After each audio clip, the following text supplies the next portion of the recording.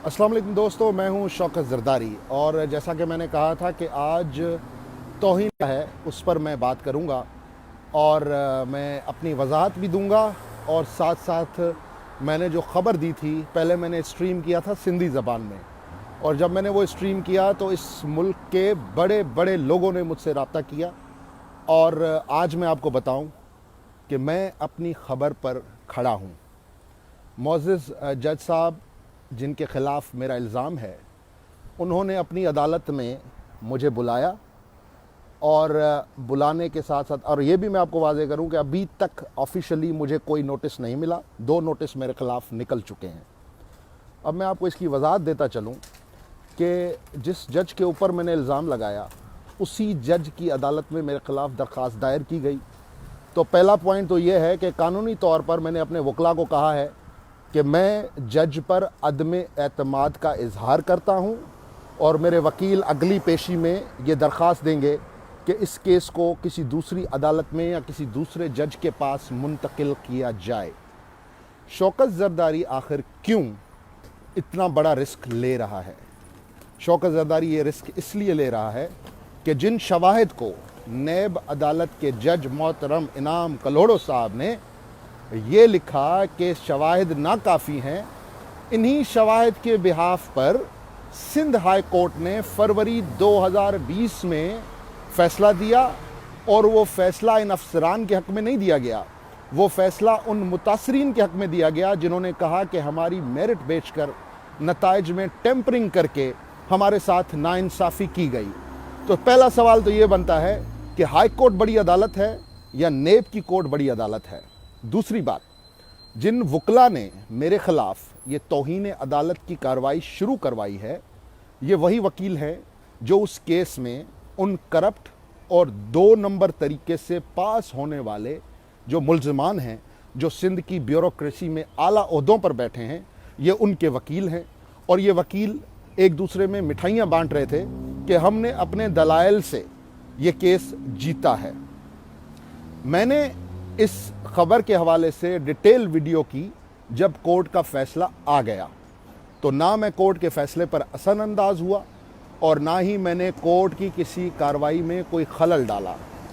तो तौहीन अदालत का केस होना चाहिए। अगर कोई तौहीन करता है तो मैं पाकिस्तान का एक कानून की पासदारी करने वाला शहरी हूँ और मैं कभी भी तौहीन अदालत का सोच नहीं सकता। लेकिन जज की करप्शन को बेनकाब करना अगर तौहीन अदालत है तो मैं मानता हूं कि मैंने तौहीन अदालत की है। और अगर आप चाहें तो मेरी गैर मौजूदगी में खिलाफ कानून जाकर मेरे खिलाफ आप फैसला दे दें। मैं सिंध के नौजवानों की मेरिट के लिए 6 महीने जेल काट लूँगा, लेकिन मैं अपनी खबर से दस्तबरदार नहीं हूँगा। इस खबर के कुछ हक़ाइक़ मैं आपको देता चलूँ। सिंध के वज़ीर आला हाउस में एक साहब हैं जिनका नाम है असगर शाह। ये पिछले 13 साल से वहाँ पे PSO हैं और इनका काम यह है कि ये अदालतों के साथ, अदालतें तो मैं नहीं कहूँगा, कुछ जजेस के साथ इनकी एफिलिएशन है और ये उन जजेस और करप्ट अनसरान की डीलें करवाते हैं। ये डील भी असगर शाह के घर हुई और मैं पाकिस्तान के मुक़्तदिर हलकों को, पाकिस्तान की खुफिया एजेंसियों को कहता हूँ कि बेरहम तफ्तीश करें। शौकत ज़रदारी की तफ्तीश पहले करें, फिर जज की तफ्तीश करें। शौकत ज़रदारी का कॉल रिकॉर्ड निकालें और साथ साथ असगर शाह का कॉल रिकॉर्ड निकालें, साथ साथ आमिर इसरान का कॉल रिकॉर्ड निकालें, साथ साथ इब्राहिम मेमन का कॉल रिकॉर्ड निकालें, साथ साथ मैमुना शाह का कॉल रिकॉर्ड निकालें, साथ साथ इसी जज का कॉल रिकॉर्ड निकालें। तीसरी बात, आमिर इसरान, असगर शाह और इनाम कलोड़ों के नंबरों की जियो फेंसिंग करवाएं और फिर आपको लग पता जाएगा कि ये तीनों लोग किस तारीख को किस जगह पर कराची में एक साथ बैठे रहे, कितनी देर तक बैठे रहे और क्यों बैठे रहे। सवाल तो ये बनता है कि एक जज एक केस में जो मुल्जिम हैं, जिनके ऊपर इल्ज़ाम है, उनके साथ एक जगह पर क्या कर रहा था। ये कोई शादी की दावत नहीं थी, ये किसी की मैयत नहीं थी, ये किसी का चहलम नहीं था, ये सिर्फ 3 लोगों की मीटिंग थी। इसमें और लोग भी हो सकते हैं, लेकिन जो मेरी मुतसद्दिका राय है उसमें ये 3 लोग थे जिनके लिए मैं डिमांड करता हूं कि इनके कॉल रिकॉर्ड्स निकालें, इनके कम्युनिकेशंस निकालें। दूसरी बात, जब मुझे खबरी ने खबर दी तो मैंने सिंध के दो बड़े अफसरान, एक अफसर जो सीएम हाउस में बैठा है और एक अफसर जो सिंध की ब्यूरोक्रेसी में बहुत बड़ा अफसर है, और वो उस जज का ज़ात भाई है, वो उस जज का करीबी है। उसने इसकी तस्दीक की कि 7 करोड़ में डील हुई, 3 करोड़ अदा कर दिए गए, 2 करोड़ फैसले के अगले दिन अदा करने थे और 2 करोड़ 10 दिन के बाद। शौकत जरदारी की किसी के साथ कोई दुश्मनी नहीं है, ना शौकत जरदारी आसफ जरदारी की तरह करप्शन के इल्ज़ामात में घिरा है, ना नवाज शरीफ की तरह नाअहल है, और ना ही सिंध के वुज़रा और ब्यूरोक्रेट्स के साथ जो है वो शौकत जरदारी की कोई लेन देन है। मैं कहता हूँ, मैंने हमेशा डिमांड की है कि सहाफ़ियों का एहतसाब करें, सबसे पहले मेरा एहतसाब करें। तीसरी बात, तौहीन अदालत का केस हुआ है। तौहीन अदालत के केस में होना तो ये चाहिए कि मैंने जो मटीरियल दिया या मैंने जो बात की उस बात पर तौहीन अदालत की तफ्तीश होनी चाहिए। लेकिन जिस तरह मेरे पर्सनल मैटर्स में मेरी प्राइवेसी के अंदर घुसना, मेरे इमिग्रेशन रिकॉर्ड को निकालना और दूसरी चीज़ों को जांचना, इससे आप अंदाज़ा लगा लें कि इन लोगों की परेशानियां कितनी बड़ी हुई हैं, कितने ये लोग परेशान हैं, और ये कानून को कोठे की रंडी समझकर बेचते हैं। मुझे किसी चीज़ का कोई खौफ नहीं है क्योंकि मेरे हाथ साफ हैं। तीसरी बड़ी बात, मैंने अभी थोड़ी देर पहले हाई कोर्ट की तरफ से किसी साहब को जो कंटेम्प्ट ऑफ कोर्ट का लेटर भेजा गया है वो शेयर किया है। उसमें आप देखें कि हाई कोर्ट जो कि आला अदालत है वो लिखती है एलिजिड कंटेमनर, जबकि ये जज साहब, इनकी अदालत मेरे बारे में लिखती है कंटेमनर। मतलब कि 90% इन्होंने फैसला दे दिया कि शौकत जरदारी तौहीन अदालत का मुर्तकिब हुआ है। जनाब, अगर जज इंसाफ बेचेगा और शौकत जरदारी खबर लगाने पर तौहीन अदालत का मुर्तकिब होगा तो शौकत जरदारी है तौहीन अदालत का मुर्तकिब। शौकत जरदारी ऐसे जजिस के खिलाफ बोलता रहेगा। आप मेरे खिलाफ 100 केस बनाएं, 1000 केस बनाएं, मैं एक एक केस को फेस करने के लिए तैयार हूं। तीसरा प्रोपेगेंडा यहां पे यह चलाया गया कि शौकत जरदारी तौहीन अदालत के नोटिस से भाग गया। मैं डॉक्यूमेंट्री तौर पर यह प्रूफ करूंगा कि मैंने अपना टिकट 15 सितंबर को करवाया था। मेरे पास खबर 22 या 21 सितंबर को आई थी, और ये इंटरव्यू जो मैंने दिया या जो प्रोग्राम मैंने चलाया, ये प्रोग्राम मैंने 25 सितंबर को चलाया, और उसके बाद मैं 1 अक्टूबर को रात 3 बजे वहां से मैंने फ्लाई किया है पाकिस्तान से। और जब इनको पता चला कि शौकत जरदारी मुल्क से बाहर जा चुका है तो फिर इन्होंने अपना एक तमाशा लगा दिया। मैं chief justice Sindh high court, chief justice of Pakistan से अपील करता हूं, इस तमाशे का नोटिस लें। ये कोई तौहीन अदालत का नोटिस नहीं है, ये चोरी छुपाने का नोटिस है। ये इस जज के हवाले से मैंने इस वक्त जितने वकला से भी बात की है, मैं कहता हूं कि वो कुरान उठाकर ये कहेंगे कि ये जज चोर है, इनाम कल्होड़ो चोर है। तीसरी बड़ी बात, अताउल्ला भुट्टो, मटियारी का बदनाम ज़माना एजुकेशन डायरेक्टर, जिसको मैंने 2012 में वीडियो रिकॉर्ड करके एक्सपोज किया, जिसमें उसने कहा कि पीर मजहर मेरे पास आया कि हम भूख मर रहे हैं, कुछ करो, नौकरियां बेचें, पैसे कमाएं। ये ऑन रिकॉर्ड है, ये वीडियो चली हुई है hard line with Shaukat Zardari के प्रोग्राम में 2012 में। उसके बाद उस बंदे के खिलाफ 3 रेफरेंस हुए। ये तीनों रेफरेंस इस जज ने पैसे लेकर उड़ा दिए। ये मेरा इल्जाम है, पैसे लेकर उड़ा दिए। उसके बाद बच्चूमल, एजुकेशन डिपार्टमेंट का असिस्टेंट, 28 करोड़ का रेफरेंस इस जज ने उड़ा दिया, और एक केस में उसको सजा दी, जो सजा 1 महीने के बाद सस्पेंड हुई। और जब वो सजा सस्पेंड हुई तो उसके बाद वो बंदा एक बार फिर अपनी जगह पर आ गया। मैं ना कोई सियासतदान हूं, ना मैं कोई ब्यूरोक्रेट हूं, ना मैं किसी एनजीओ के फंडिंग पे पलता हूं। मैं अपनी मेहनत से, हक हिलाल से कमाता हूं। इसीलिए अल्लाह ताला ने मेरी आवाज़ में दम रखा है, और मैं हर किस्म के चैलेंज को फेस करने के लिए तैयार हूं। आपको जो करना है कर लें, आपको जिस किस्म के फैसले देने हैं दे दें। मैं कानूनी तौर पर भी आपसे लड़ूंगा, सहाफती तौर पर भी आपसे लड़ूंगा। ना इस केस में मेरा कोई भाई है, ना इस केस में मेरा कोई भांजा भतीजा है, ना इस केस में मेरा कोई रिश्तेदार है। ये सिंध के गरीब नौजवानों की मेरिट का केस है, और ये केस मैंने एक मिशन के तौर पर उठाया है। और इस केस पर मैं 2016 से मुसलसल वक्तन फवक्तन बात कर रहा हूं और मैं करता रहूंगा। तीसरी बड़ी बात मैं आपको बताऊं, इसी केस में हाई कोर्ट का फैसला है। हाई कोर्ट ने इन तमाम शवाहिद को सच मानते हुए फरवरी 2020 में सिंध हुकूमत को कहा कि आप जाएं, कमेटी बनाएं और इन पिटिशनर्स की ग्रीवियंसेस दूर करें। जज साहब बहुत अच्छे आदमी थे, मेरे ख्याल से जस्टिस मजहर थे, वो बड़े अच्छे इंसान थे। उन्होंने कहा कि मैं इन नौजवानों की नौकरियां नहीं खाना चाहता, इसलिए मैं सिंध हुकूमत को मौका देता हूं कि इस मामले को ये सुलझाएं। सिंध हुकूमत को 1 साल नहीं 1.5 साल हो गया है सिंध हुकूमत ने वो केस दबाया हुआ है। उसी फैसले की बुनियाद पर सिंध हाई कोर्ट में कंटेम्प्ट का केस चल रहा है कि सिंध पब्लिक सर्विस कमीशन के CCE 2003 के फैसले पर अमल दरामद क्यों नहीं हुआ।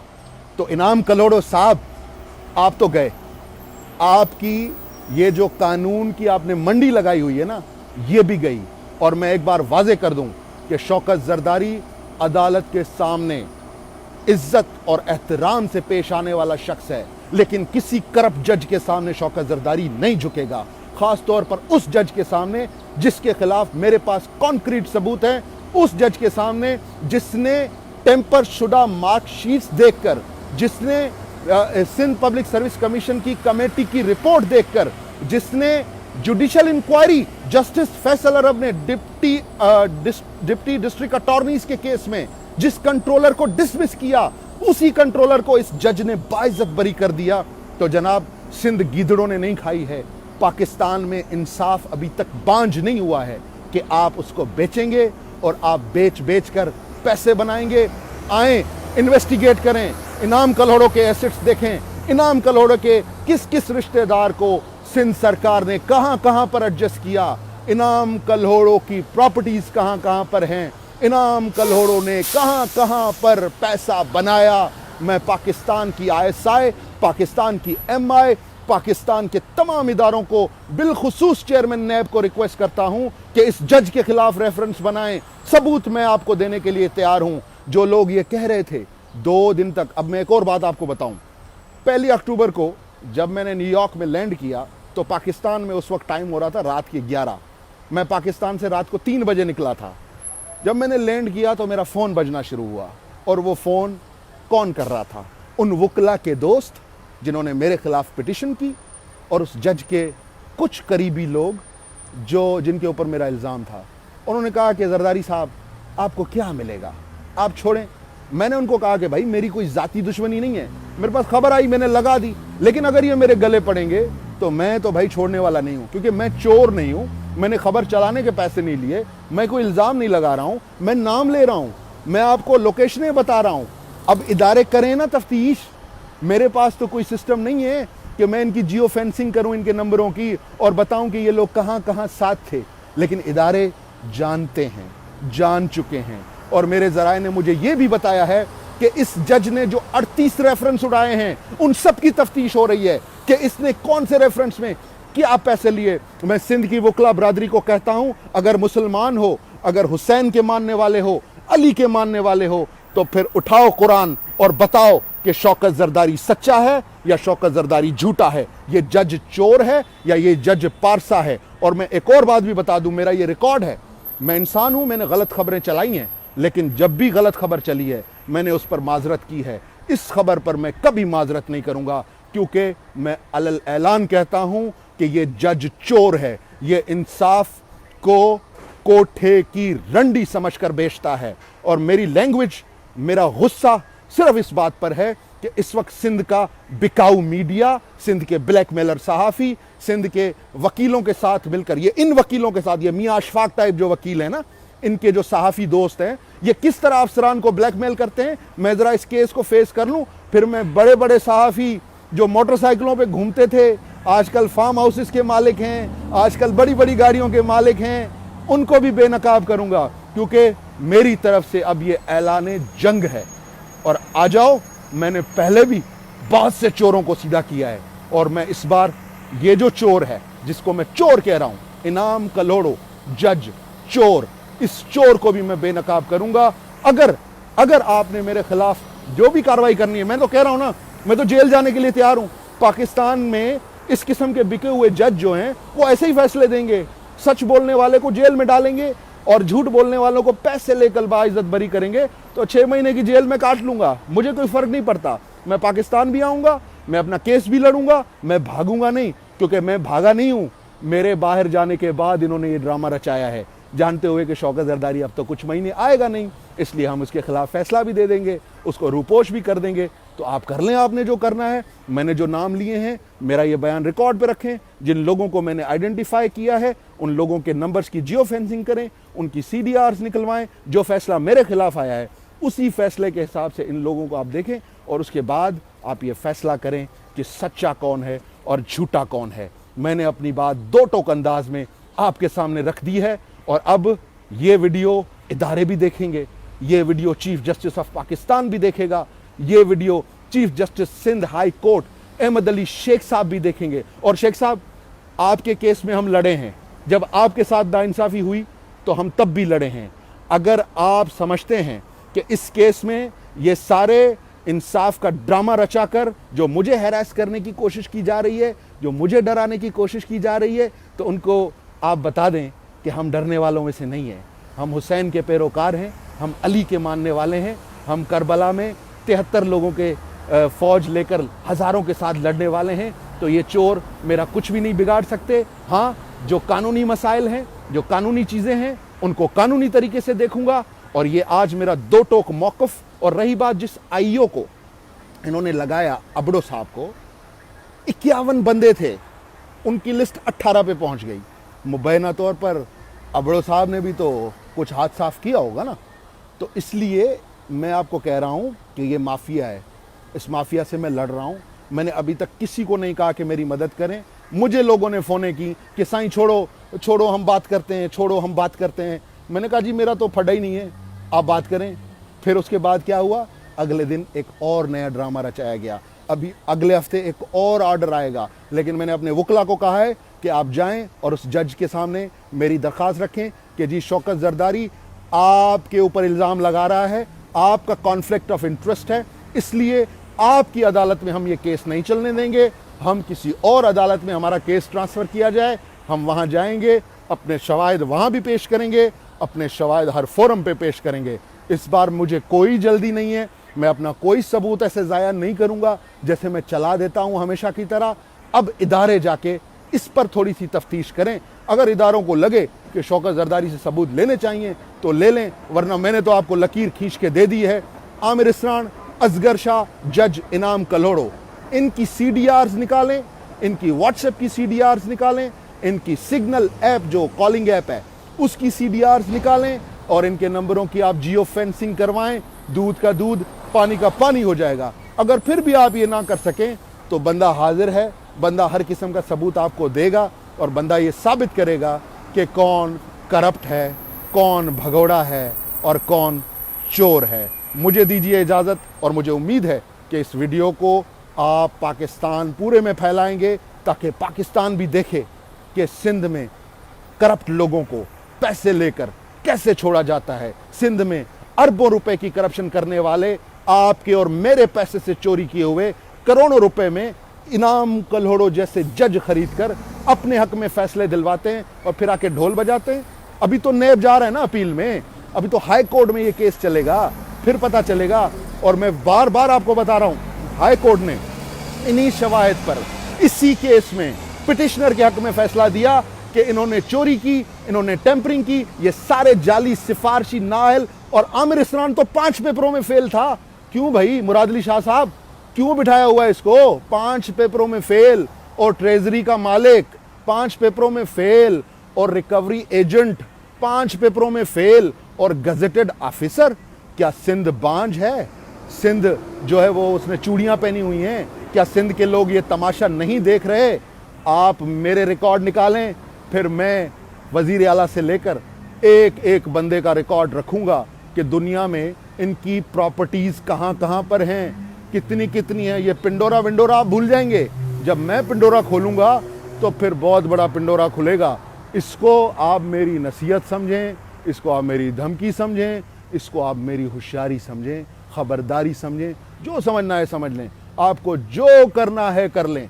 मैं खड़ा हूँ, मैं अपनी खबर पर कायम हूँ। इनाम कलोड़ो जैसा जज इंसाफ के नाम पर धब्बा है, और इस धब्बे को मिटाने के लिए पाकिस्तान की अदलिया से मैं रिक्वेस्ट करता हूँ कि आगे आएं और ऐसे जजों को अपने सिस्टम से निकाल कर जेल में डालें। जब तक ये जज बैठे होंगे, भूल जाएं कि चोर को कभी सज़ा होगी, भूल जाएं कि इस मुल्क में इंसाफ होगा, भूल जाएं कि इस मुल्क के मजलूमों को कभी इंसाफ मिलेगा, भूल जाएं कि सिंध के नौजवानों को कभी इंसाफ मिलेगा। तो इसलिए सीसी 2003 के हाई कोर्ट के फैसले पर सिंध हुकूमत को आज नहीं तो कल अमल तो करना है, और जब ये अमल होगा तब मैं आपसे पूछूंगा कि कौन सच्चा है, कौन झूठा है, कौन भगोड़ा है, कौन नहीं है। अब एक और खबर मैं आपको दूं जो मैंने नहीं की थी। 10 करोड़ का मामला है, 3 करोड़ वुकला में बांटे गए हैं। अब वुकला तो कह देंगे कि जी हमने तो फीस ली है, इसलिए मैंने वकीलों का जिक्र नहीं किया, और आज मेरे खिलाफ वही लोग कोर्ट में खड़े हैं। तो कोई मसला नहीं है, हम तो जेल काटने के लिए तैयार हैं। हमें तो पता है कि हम कांटों की राह पे चल रहे हैं, और हम तो चलेंगे। जब हजूर पाक अपनी पूरी आल शहीद करवा सकता है हक के लिए, तो मैं तो उनके पाँव की खाक के बराबर हूँ, लेकिन मैं उनका मानने वाला हूँ, और मैं कभी भी उनकी सुन्नत को नहीं छोड़ूंगा, और मैं इस इशू पर डट के खड़ा हूँ। तीसरी बात, सिंध के कुछ सहाफ़ियों ने बड़ी खुशी से बगलें बजाकर मेरे खिलाफ चलाया कि जी इसका पासपोर्ट जब्त हो गया, किसी ने कहा कि जी अरेस्ट वारंट निकल गया, किसी ने खबर चलाई अदालत के खिलाफ प्रोपेगेंडा करने वाला शौकत जरदारी। मैं नहीं जानता तुम लोगों की औकात क्या है, मैं नहीं जानता तुम लोग कितने में बिकते हो। तो जिन जिन अखबारों ने मेरे खिलाफ खबर लगाई है उनको भी मैं डिफेमेशन का नोटिस भेज रहा हूँ, क्योंकि वो अपने सहाफ़ियों की ट्रेनिंग पर ख़र्चा करते नहीं हैं, और गोठ में घास काटने वालों को इन्होंने कलम पकड़ा दी है। अंग्रेज़ी वंग्रेज़ी इनको आती नहीं है, आर्डर को ये पढ़ नहीं पाते हैं, और फिर ये बड़ी बड़ी खबरें लगाते हैं। तो भाई सब लोग मिल जाओ, पूरा माफिया इकट्ठा हो जाए, लेकिन मैं अपने ईमान से ये लड़ूंगा और ये जंग जीतूंगा, और दुनिया देखेगी कि सच्चा आदमी कभी न झुकता है, न कभी बिकता है, और ना ही कभी किसी से हार मानता है। मुझे दीजिए इजाज़त। अल्लाह हाफ़िज़।